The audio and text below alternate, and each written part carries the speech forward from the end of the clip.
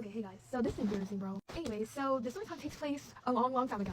Anyways, so, my friend had just got out of a relationship, so she was bedrotting, she was heartbroken, everything. So we were like, well, the friend group, mind you, the friend group is all girls except for one person, and he's a boy. He's as gay as gay can be. He's strictly dickly. Anyways, so, we're like, we're gonna take you to Cane's, and like, we're gonna take you out, because you need to get out the house. You've been bedrotting for the past 8 weeks. let's take you out. So, yeah, we're at Cane's, and it's probably like 7:30 probably. It's not late, but it's not early, so. But yeah, so I'm texting him, sending him pictures, sending him videos of what we're doing the whole time, because he supposedly had trust issues because he got cheated on before. Supposedly, I don't know. But anyway, so I was like, okay. So I'm communicating with him the whole time I'm there, right?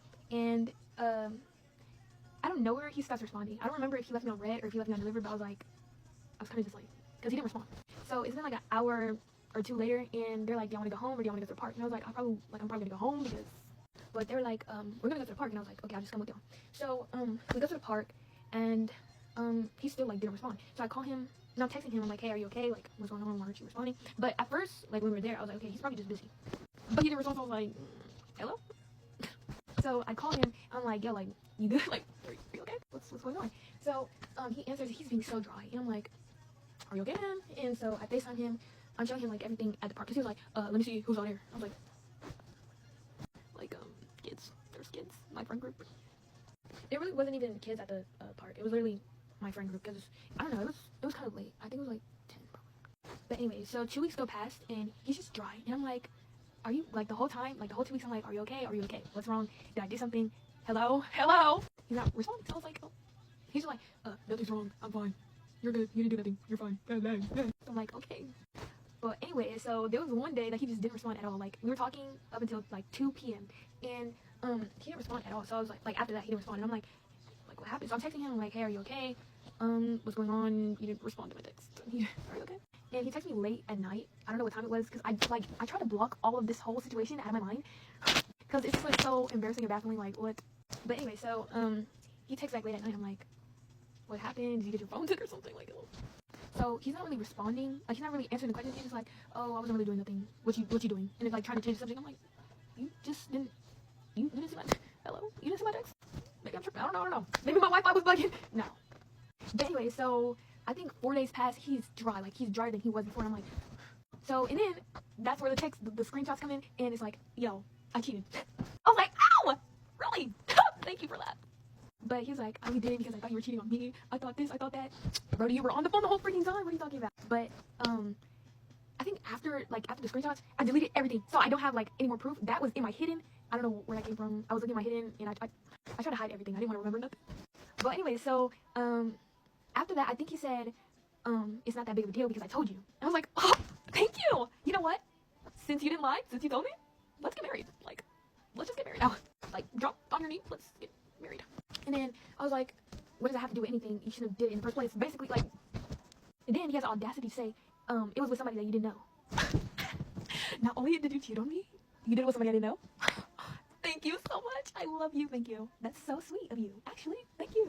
Like, do you want to get married? Do you? Like, are you freaking stupid? What the freak? So yeah, at that point, I was kind of just like, I was tweaking. But I didn't want to show it because I was embarrassed. I was like, you cheated? What the freak? So he was like, we didn't do anything. I just went on a 2-man, blah, blah, blah, blah, blah, blah, blah, blah. I'm like, so you think I'm, I have more story times, not like this, but like more story times. If y'all want to know any more story times, let me know. Oh yeah, and after that, I pretty much just blocked him, and I was like, okay, cool. And I went into psychosis. I have videos of me just doing random stuff. I was going crazy. But anyways, that's it. Have a blessed day. Bye, guys. And don't get cheated on with somebody that you don't know. How could her body have ended up in the Everglades, but there's no footage of her ever leaving the hotel? This case is terrible from the beginning. On an early morning in February in Miami, it is a chilly day and a woman is found face down floating in the tall grass and mud of the Everglades. Someone comes across the body and immediately assumes she's dead. Her long hair is floating there. She's face down. How could she not be dead? But they still check on her, and to their surprise, she is alive, barely clinging to life. So the police are called and they immediately medevac her. When she wakes up in the hospital, she barely remembers a thing, but there is a ton of physical evidence. She is badly beaten, was obviously essayed and raped. There is male DNA, if you know what I mean, on her body. She has severe brain and head trauma. Her bones over her right eye are fractured and broken completely. She had a thick accent and spoke in broken English. It clearly wasn't her first language, and so it's kind of hard sometimes for them to understand her. But essentially she says that she barely remembers anything, and everything that she does remember is kind of fuzzy.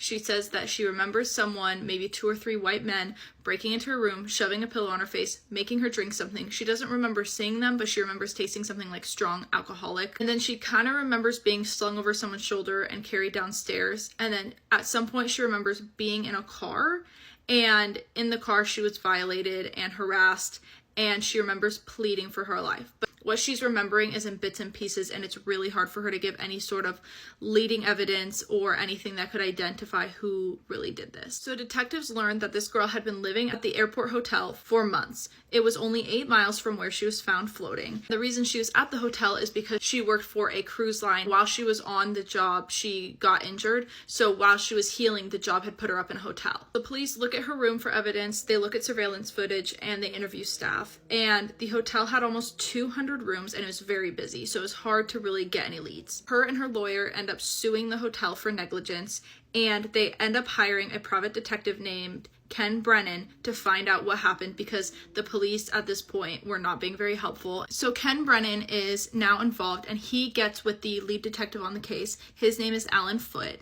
And so Ken and Alan are talking, and Ken is like, I'm not going to get in your way, but I'm going to figure out what happened, and I will go through you. I'll make sure that everything I'm doing, since I'm technically not a police officer, I'm just a PI, I will make sure everything I'm doing goes through you, and if I have anything, you can make the arrest. I'm not going to get in your way, but I'm figuring this out.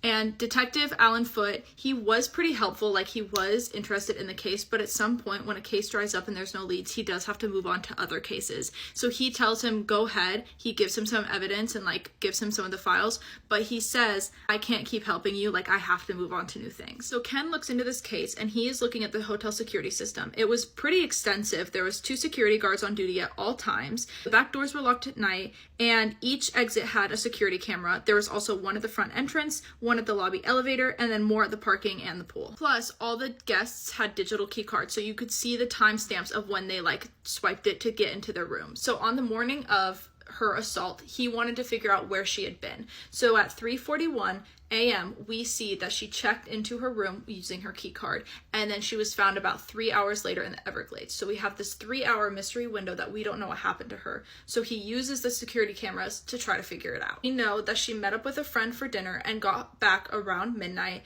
and then between the hours of midnight and 3, she was doing some stuff. And then at about 3 a.m., she left the hotel. We see it on the security footage, walked across the street to a gas station to get a phone card so that she could call her mom in Ukraine. She gets back, we see her on the security footage walking back into the lobby around 3:40, and she gets on the elevator around 3:41, and we see her talking to another individual, just a random guy, and then they both go up in the elevator. She swipes the time card to get into her room, and we see that she entered around 3:41. So now Ken Brennan goes to look at the footage and is trying to figure out how she ended up going from her room at 3:41 and leaving the hotel. And when he is looking at the footage, there is literally no evidence that she ever left. Like, she is not on a single frame, and she would have been if she left, if she walked out the door, if she was carried out, you would have seen her on the footage. So somehow this woman went from being in a room at 3:41 to the Everglades at around 7 a.m. and we have no idea how. Zero evidence she left the hotel except for the fact that she was found in the Everglades hours later. So he's looking at the cameras, and to preface, the cameras are used by motion detector. They are not running continuously, but anytime someone moves, even if they move slowly, even if they move like in weird ways or try to get around it,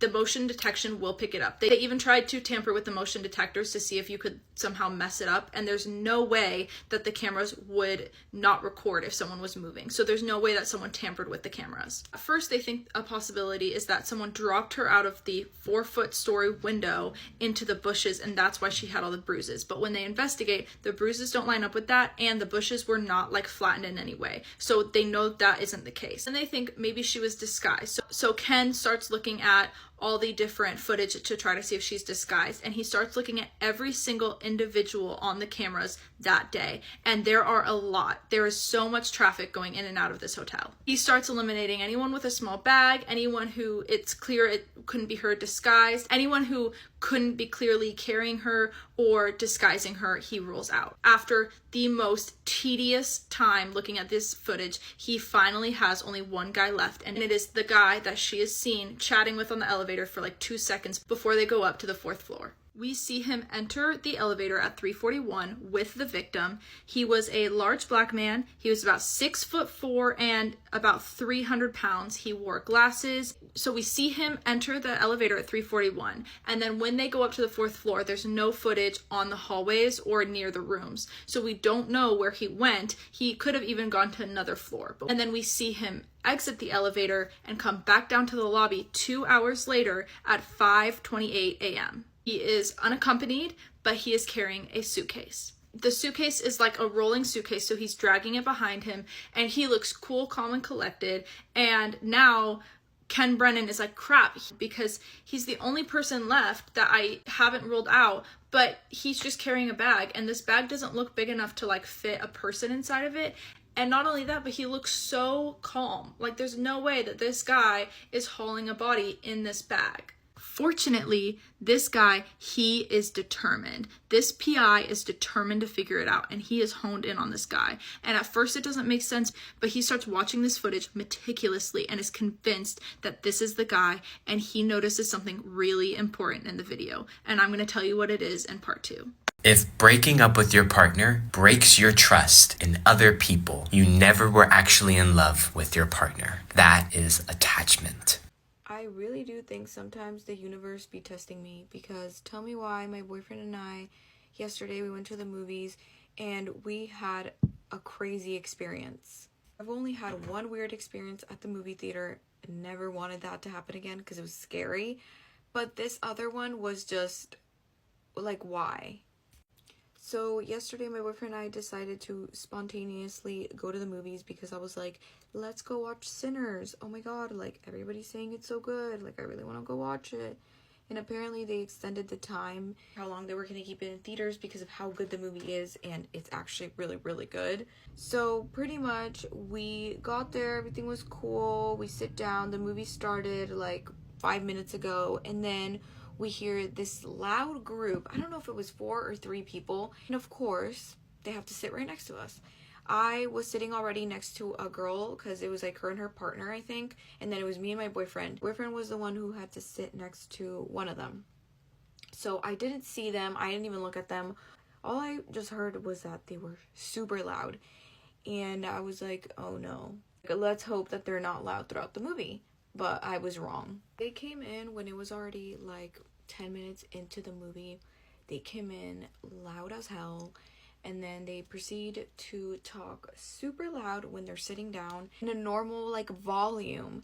And I'm like, you're at the movie theaters, why did you come if you're not even gonna watch and not let other people enjoy the show? Like, if you don't want to watch the movie, it's fine. And I'm not the type to ever say anything to people. Like, I'm not like that, but I was just so upset because I couldn't hear the movie. And then this girl right next to my boyfriend, she proceeds to pick up the phone, and she's on the phone, on FaceTime, by the way, with her friend. And she's at the movie theaters, and her phone is loud, and she's loud. And so she's on FaceTime. They've already been loud for the past like 20 to 30 minutes. And I was just getting really upset because I'm like, I know my boyfriend's not enjoying the movie right now, and because I'm not enjoying the movie. So I told my boyfriend after, when she was on the phone, I just got so angry, and I was like, I'm literally about to say something, and like I said, I'm not like that. So I was like, you know what? I was like, let's get up, and I look up, like down from where we were, the row we were sitting at, and there was nobody below us. So I was like, let's just go sit down there. So I literally was like, come on, let's go. And I'm telling you guys, I never do this. Like, I'm the shy one in the relationship. My boyfriend's the one who will usually be like, you know, like, if you're not comfortable, like, let's go, let's do this, or whatever. So this time I was like, you know what, no, like I can't do this, like I really can't. So I was like, let's go. So I moved my chair and I was like, excuse us, and like they weren't even moving their feet as quick as I wanted them to, because I was like, I'm literally just trying to get out of your guys' space. We go ahead and we sit in the front row. They are being even louder, guys. Like, I'm not kidding. Even louder. That couple was still there. I don't even know how they watched the movie, I'm gonna be honest, because I was in the front and I literally could barely hear anything. And then they start talking about Wingstop flavors and that they were gonna go and get Wingstop. So one of the girls, I think, or one of the persons that was with them, they leave and they go get Wingstop. They go and get Wingstop. By the way, this is already like, I think the movie's like 2 hours. So let's say it's like an hour and 20 minutes into the movie. Because Wingstop takes a while to give you your order. Especially, I think it was a lot of them. So they probably ordered a lot. I really don't know. And I don't even know how they allowed her to bring it in there. And while she was gone, they were quiet. They were not that loud. But when she came back, that's when it got even worse. Which was already towards the end. So it's like, whatever. Came back being so loud. She yells to her friends at the top of the movie theater. By the way, she's all the way at the bottom of the stairs. She's like, oh my god, guys, you won't believe what happened to me. And I was like, we're still watching the movie? Like, the movie's still going. The movie's literally about to end already, right?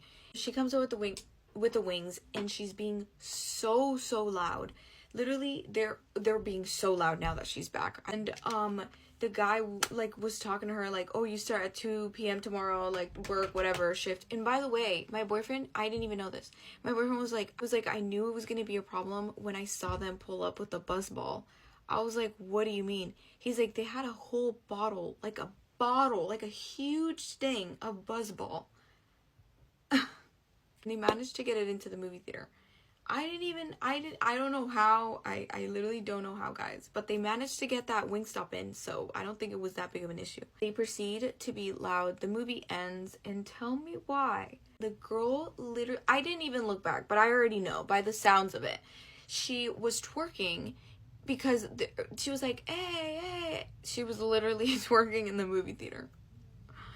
Like, I am nobody, like, I'm nobody to judge, I don't like to judge, but, bro, you're in public, like, that's crazy. And I mean, thank God the movie was done, but everybody looked back, like, I kid you guys not, when that was so freaking loud, and, like, her friends were laughing and all this stuff, and everybody was just, like, looking up, and I would just look at everybody's reaction, and they were just like, what the heck is going on?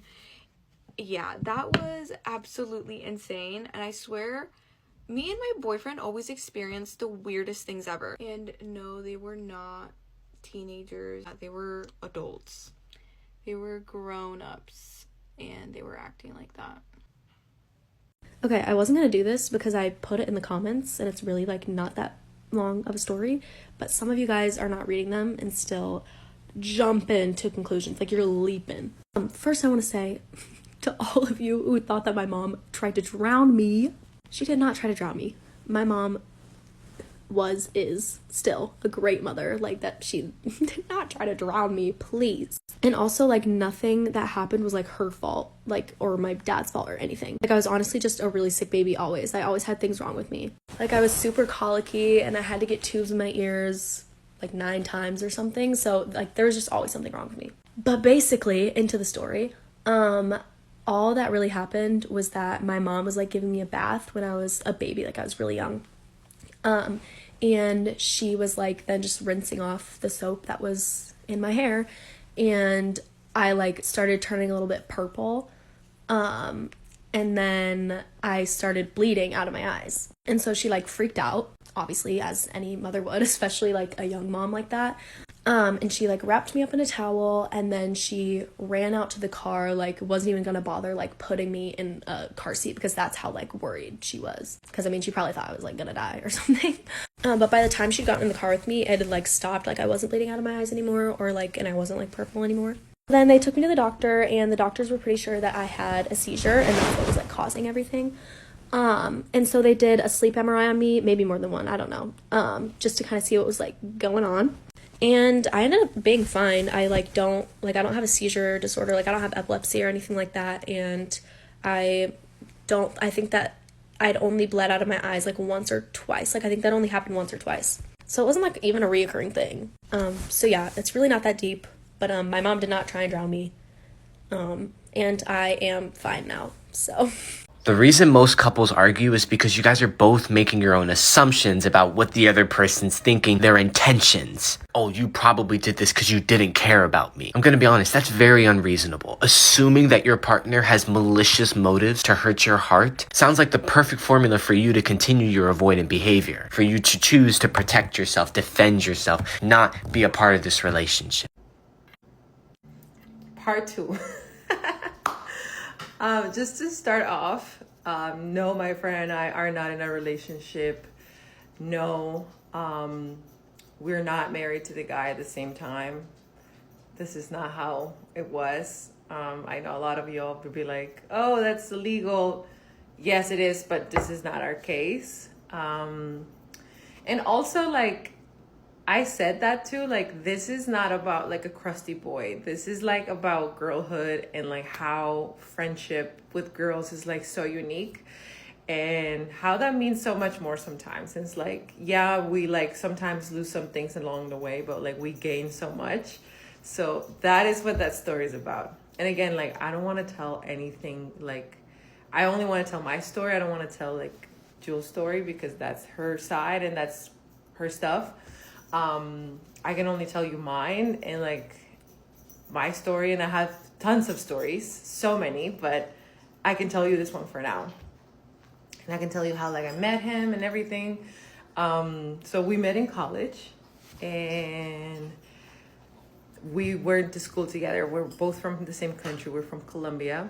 And at the time, when I met him, I was going through my first relationship and my first love ever. And the way I love that man, like my first love was like the way how you see in movies or read about it. Like that was the kind of love that you see in movies and you read about. My first love. It was something out of like this world. And unfortunately, I lost him. So I was very sad. I was going through like processing all of that, and he was a friend. We're gonna call him Mr. the crusty boy. So he was there as a friend and like helped, like being that guy that was like my friend, helping me to go through all this process. Not my only friend, but I had many friends, but at the time he was one of them. And he was just being supportive and everything else. So we see each other every day in college, and we like had the same group of friends. We had a lot of like things in common in terms of like humor and like things in school. So we obviously like gravitated towards each other, but not because there was something there. It was just because he was being a friend. I was going through a hard time, and we had the same group of friends. He was very social and like very like butterfly, like always like going around talking to everybody. So he always like made sure that his house was packed with friends, like outside of school and from school. And every single time he'll like invite me over, and again, like nothing with the pretext of like more than just a friendship, because he knew I was going through a hard time. He knew like I only had eyes for that guy that I was not longer with, and I was completely like devastated and just going through a really hard time. Funny story, like I talked to my first boyfriend ever, like last year, and he ended up to be married. So many marriages, but anyways, long story, and that's another story. But yeah, so when he invited me over to these things and hangouts, I was always happy because I was like, oh my God, like I'm not thinking about the sad stuff, right? And then I also met his girlfriend at the time, who was so sweet. She was so sweet. And as things progressed, I also like our friendship progressed. I also noticed that he was very flirty with other women, and that was like one of the red flags.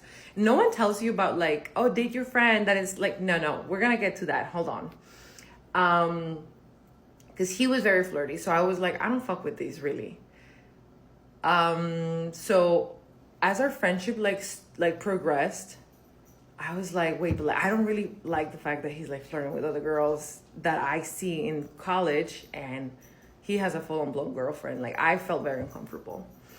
and I tried to like not pay too much attention, just like kept it as a friend, because I was like, if it's not happening with me, it's all good. Then I noticed that he started doing that with me, and I was like, hold on a minute, this is weird. None of our friends like find out or anything like that, because I never talked out loud about it. But then eventually he like told me like, oh, we're broken up, like I'm going through a hard patch. So I kind of took it as like, well, I'm here for you, I'm your friend, right? Long story short, they never actually broke up, or at least from what I know. But there was like a weird overlap between them, right? I thought they broke up. That's what he said. But yeah, he like used the whole story of like, we're broken up. Actually, like our relationship is not as good as you think it is, like the whole spiel. And I was trying to be a supportive friend, being there for him. We talked through everything, like kind of help him how he helped me.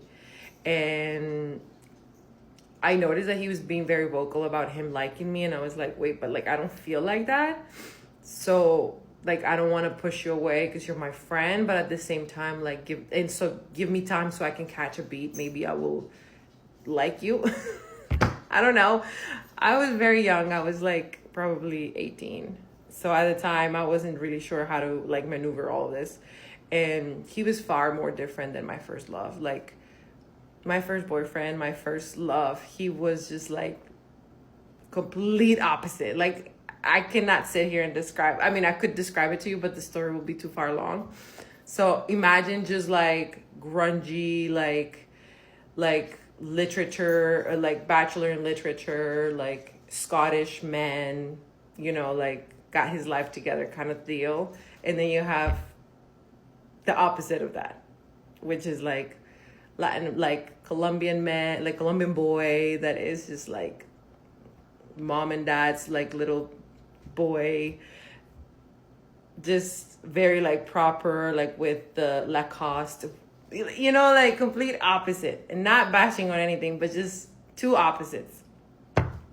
So at the time I was like, well, maybe like opposite is a good thing, I don't know. And like maybe I will like it. Like I was trying to gaslight myself. I was like, maybe I will like him. And just like fast forward a little bit, like that was what I did throughout the whole relationship. Like the full 5 years I spent with this person, I genuinely gaslit myself every day to truly make myself believe like, oh, I like this person. I can tell you the first time that I remember like actually looking at him and being like, he looks attractive right now. And that was like 3 years into our relationship, which is freaking crazy. I know might be some like psychologists out there that can tell me how that happened, because I don't know still. I still go, like I talk about this in therapy with my therapist, and like we haven't gotten to that point yet, because there's a lot much more in that relationship that unfolded. Like it was really hard to go through. So we're like slowly unpacking that. But anyways, like I know, have an idea of why, of course, but anyways, the part where like everything starts happening is that we moved to the States together from Colombia, thinking like, okay, this is our new beginning. We were like two years and a half in the relationship. We lasted 5 years in total, almost 5 years. And then obviously like here, he was my only thing. Like I only had him, like he was my connection to home. So I stayed for the remainder of that period of time attached to him, because I felt alone. I had nothing else in this country. Like I just felt like very, like I cannot make it by myself, so I need him. It was like a need base more than anything. It wasn't love. It was a need base. Someone said something about like, oh, let me guess, he needed a visa. You were kind of right about that, yes. So that's why the marriage comes into place. And that's why him and I got married. And I mean, it's such a long story, truthfully. And I just already see this going to like 9 minutes. And it's not even like brushing the surface of it all. But yes, he needed a visa. We knew each other from college.